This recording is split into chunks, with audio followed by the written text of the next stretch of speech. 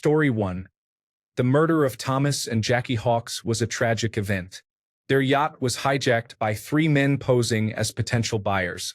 They overpowered the couple and forced them to sign away ownership of the yacht.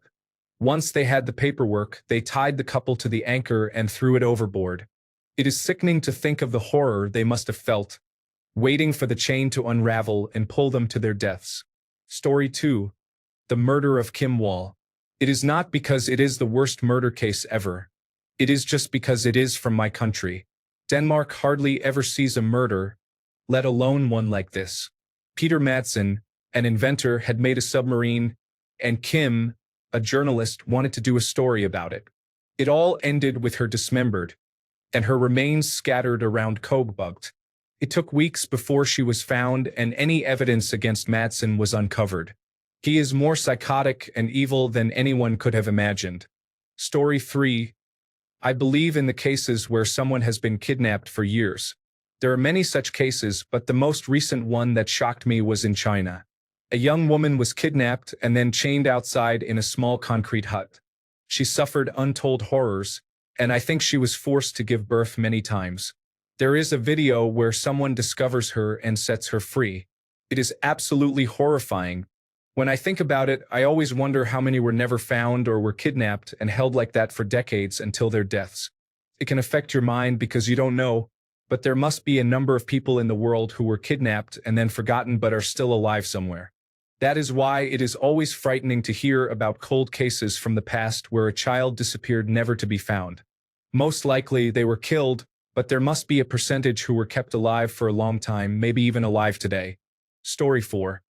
Giselle Pellicott, who was drugged and raped by her husband on numerous occasions over a 9-year period, had her husband invite a total of 72 men, contacted through a website, to rape her while she was unconscious. Story 5. Albert Fish kidnapped, tortured, killed, and ate a 12-year-old girl, and then sent a letter to her mother describing in every detail how he did it. He was also convicted of doing the same to 2 other children and is suspected of killing and molesting many more. He is truly one of the most depraved, disturbed individuals I have ever read about. Story 6. Probably not the most bizarre or terrifying, but it always stayed in my mind. Basically, the police received several reports of a man being loud, shouting religious gibberish, and eventually directing traffic while wearing a red-orange coat in the middle of the night.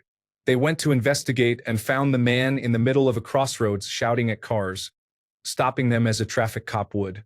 They quickly discovered that the reports were true about the religious shouting, but he wasn't wearing a red-orange coat. He was wearing the skin of his mother, whom he had killed and flayed earlier that evening. Story 7. There was a drug-related murder where 3 people were forced to dig a pit. Then they pushed one of the individuals into the pit, shot the other 2 people, and let them fall on top of him.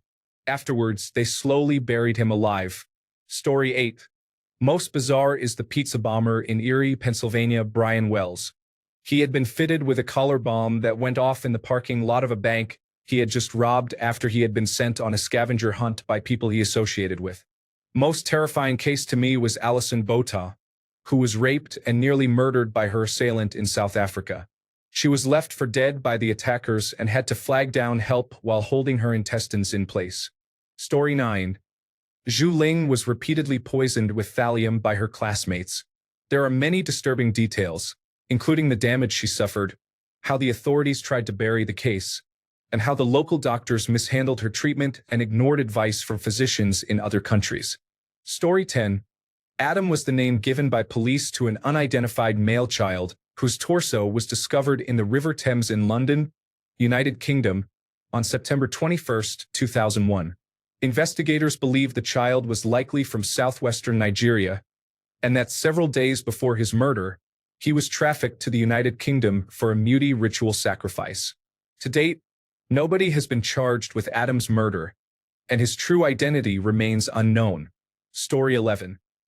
Albert Fish gives me the heebie-jeebies, and I know there are worse than him, but holy hell, his story struck something in me the first time I heard it, and I can't think about it without feeling gross. Story 12. 2 come immediately to mind. One is the Explore With Us video on Wade Allen, which, if the allegations in it are true, is one of the most monstrous things I have ever heard of in my entire life. The other would be the absolutely notorious case of Harmony Montgomery, not so much for the homicide itself, which is obviously horrific, but for the treatment of the remains after the fact, which absolutely beggars belief. If not backed by forensics and witnesses, it would be unbelievable. Additionally, there is Kelly and Bates, whose suffering and abuse was unimaginable. Story 13. Abraham Shakespeare was a poor man with learning disabilities who was functionally illiterate. He managed to win the lottery and change his entire life. Then he started getting swindled by a financial manager who took advantage of him and had him murdered when he began to realize the scam. She buried him on her property under a concrete slab and then proceeded to tell the most outrageous lies to the police. The police interview video is astonishing. Her lies are so absurd, and the interviewers are incredibly frustrated throughout the entire session. Story 14. A Jane Doe who checked into an Oslo hotel under an alias was found dead in her room in early June 1995. Nobody knows who she is or where she came from. Hotel employees said she sounded East German. There are signs of intelligence tradecraft in her few personal effects. A gunshot was heard from her room, which was double-locked from the inside, but signs point to murder rather than suicide. A totally baffling case. Story 15. My grandma told me when the Soviets came to raid her village, a lot of villagers had made a hiding bunker in their water wells. So when they came and found out people did this, they started throwing grenades in every well, and a lot of people died because they had nowhere to go when it started raining grenades. Story 16. The Visalia ransacker, East Area rapist, and Golden State killer, Joseph James D'Angelo, is believed to have started out as the East Sacramento flasher and Cordova Meadows burglar. He escalated from a pervert and nonviolent robber to a calculated rapist and killer, aided by his police training. Even after being fired from the force for shoplifting, he most likely listened in on a police radio to know their movements. In one incident, where a woman had reported a prowler, the detective who arrived to investigate was surprised when she said she had heard police radio chatter and thought they were already there. D'Angelo methodically surveilled his victims and often brazenly struck when the man of the house was home, binding him and stacking plates on his back so he would know if he moved. By the time his surviving victims realized it was over, he was long gone. He knew his hunting grounds like the back of his hand. Part of his strategy was to park his car some distance from the crime scene and make his escapes on foot or by bike via storm drains and other routes. His planning sometimes also involved entering a target's home and looking around inside while they were away. He taunted victims with calls, sometimes years after the crime had been committed, or before an attack in order to learn their schedule. In total, he is responsible for 13 murders, 51 rapes, and 120 burglaries. That number is most likely higher when you take into account attacks such as the one that occurred in Sardaway. Story 17. David Parker Ray, also known as the Toy Box Killer. This man and his wife, Cindy, would kidnap young women and keep them locked up in shipping containers on his property. He had an audio tape that he would play for his victims as they woke up from a drugged stupor. He described in lurid detail the horrifying physical and sexual abuse that he had in store for these young women.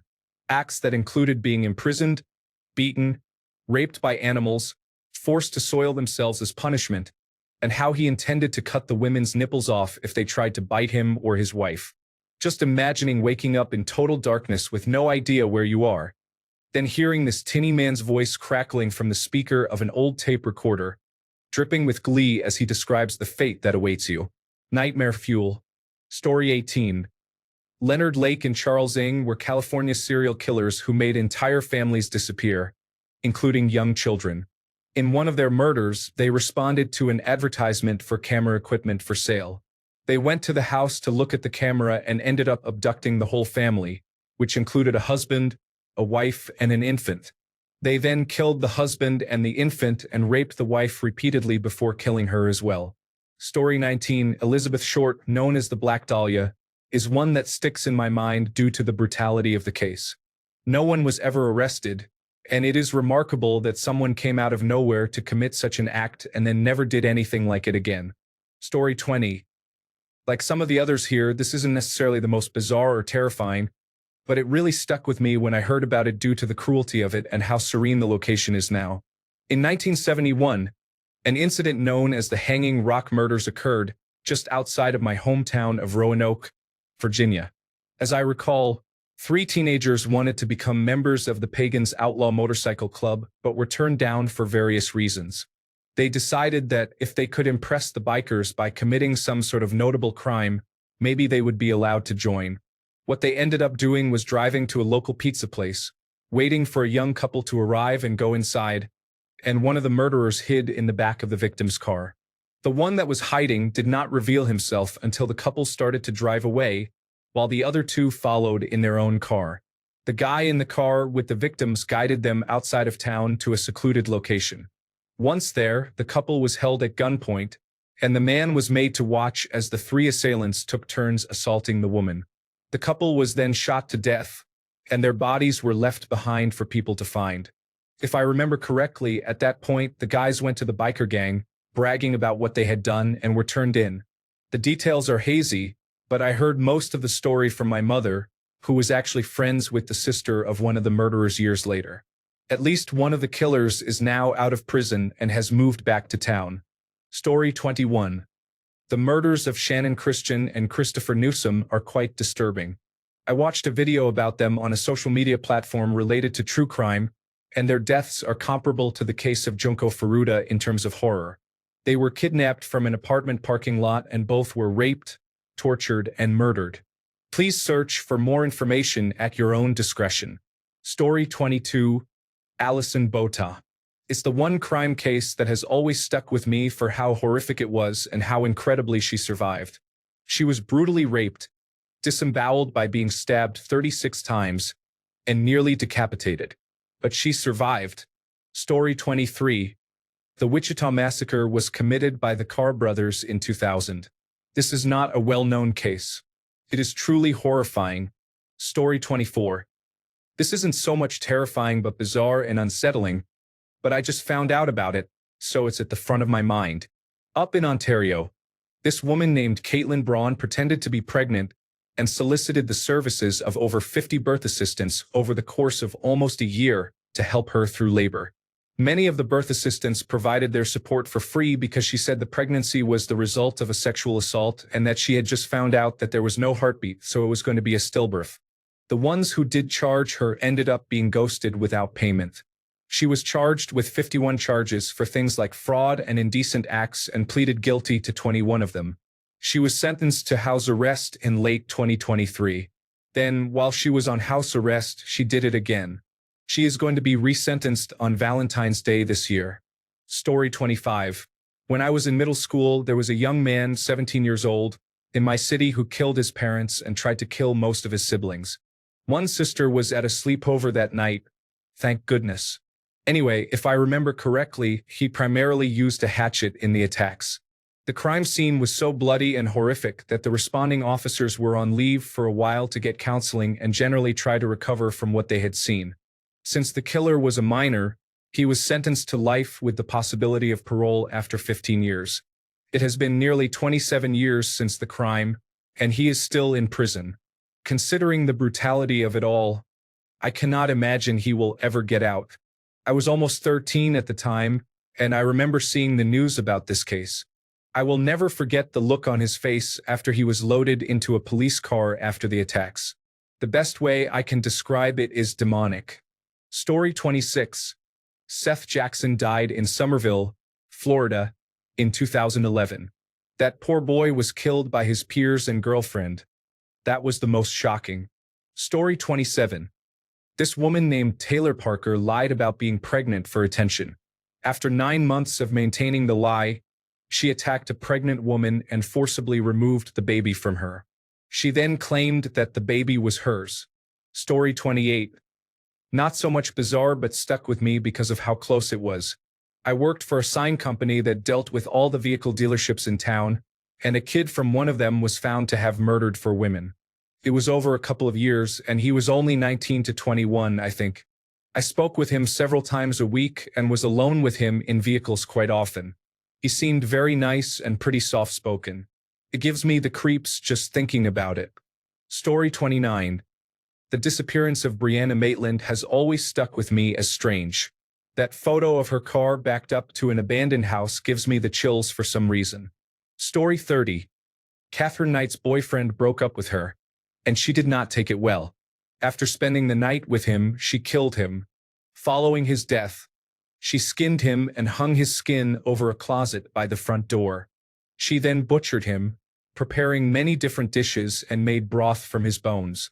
She even attempted to serve the meals to his 2 young daughters, but was thankfully caught before she could do so. Story 31.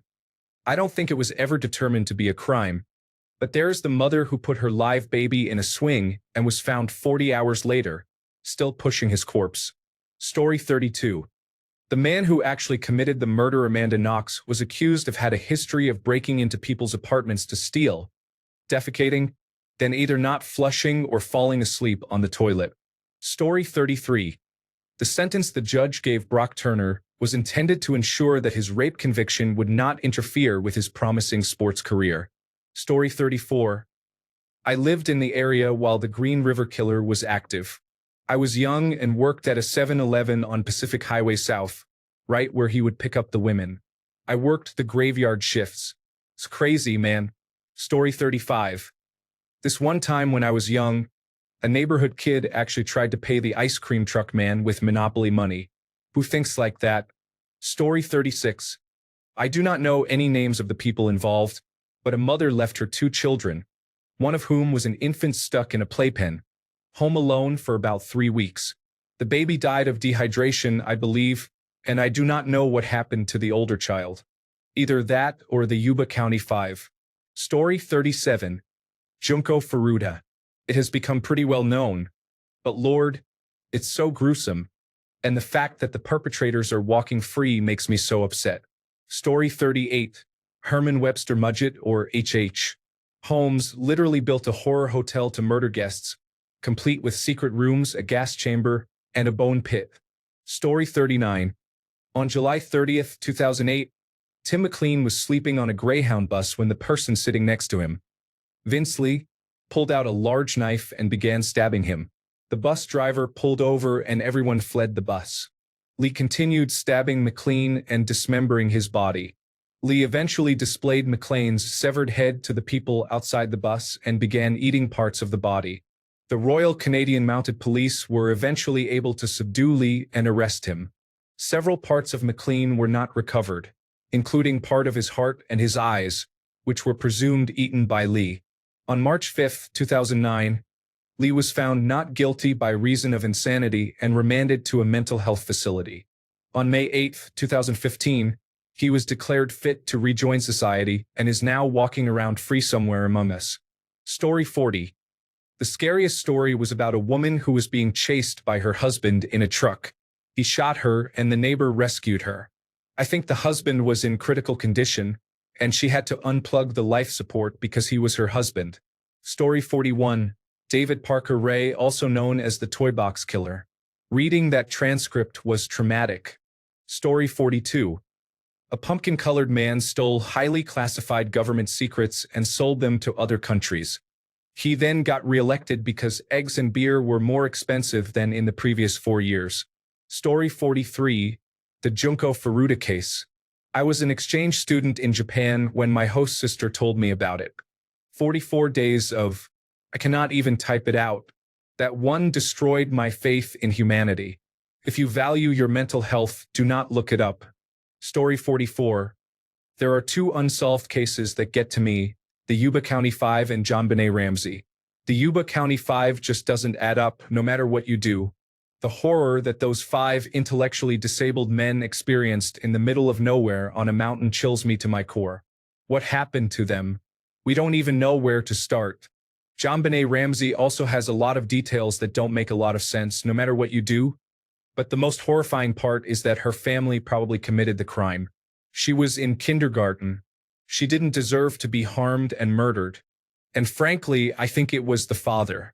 Story 45. Whoever that woman was who was a nurse and harming babies with injections is an incredibly disturbed person.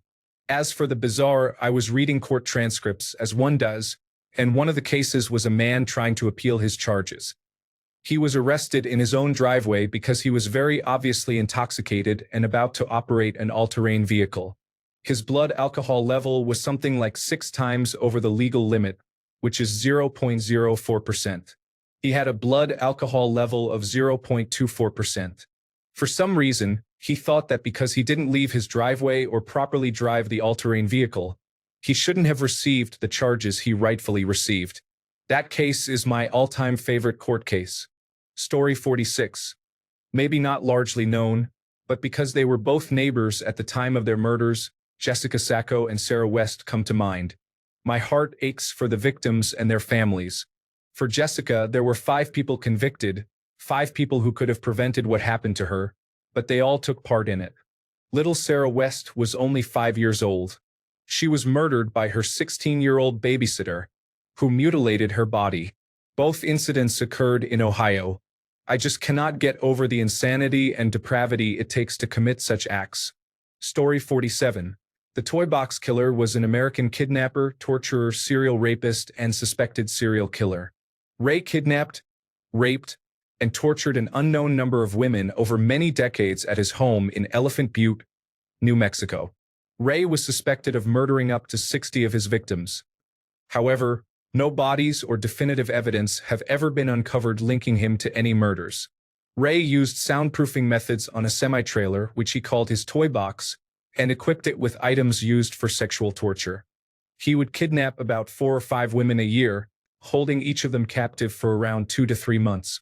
During this period, he would sexually abuse his victims and often torture them with surgical instruments, sometimes inviting his friends, wife, or even his male dog to rape the victim.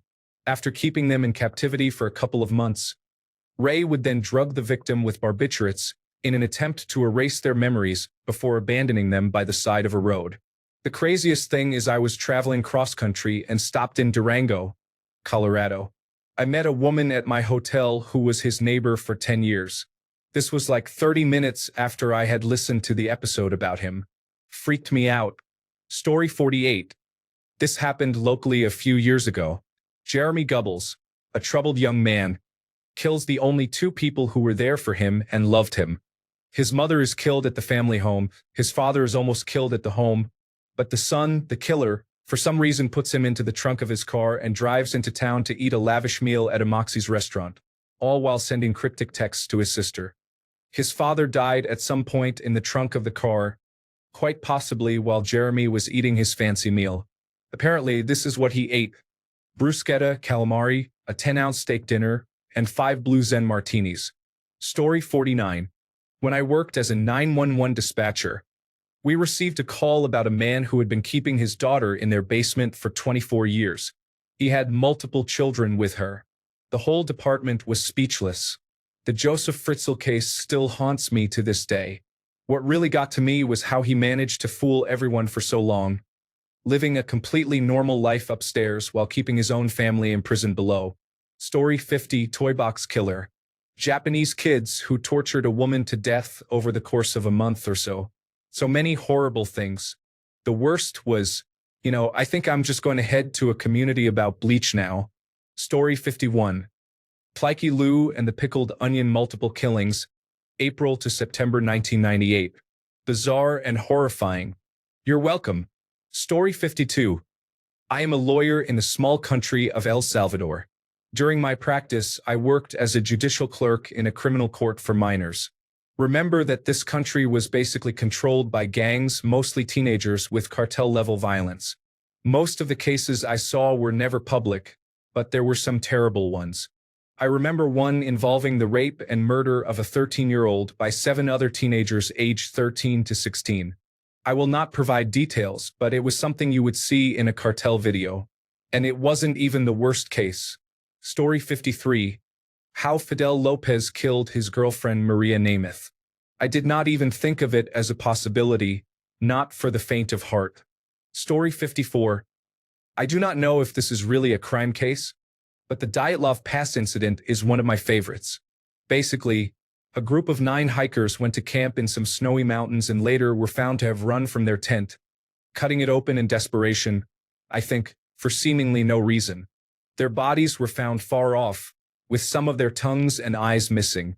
Story 55, The Case of Joseph Fritzl. He held his daughter captive from 1984 to 2008. He built a hidden prison chamber in the cellar. Fritzl had assaulted and sexually abused his daughter countless times during her imprisonment inside a concealed area in the cellar of the family home. Truly horrific. She gave birth to 7 children, but only 6 survived. Story 56. Amy Lynn Bradley. There are, unfortunately, countless stories of disappearances, but this one strikes me as so sad and strange. Story 57. I didn't hear about a crime, but I saw it twice. In my neighborhood, 2 men started a machete fight and 1 died. I also saw a man being stabbed to death. In both cases, I was no more than 20 feet away. Story 58. John Venables and the Death of James Bulger. Trigger warning. Child murder and sexual assault against another child. Yes, children did this. Story 59. A 33-year-old serial killer in Japan who disguised himself as a normal person killed people mysteriously for 16 years, starting from when he was 17. Story 60. When I was at school, one of my classmates stole a radio from a car. This happened at night, and as a result, the police were unable to prove his guilt. Later, this guy robbed the same car. Thanks a bunch for sticking around till the end of the video. Remember to subscribe, and until next time, stay awesome and goodbye.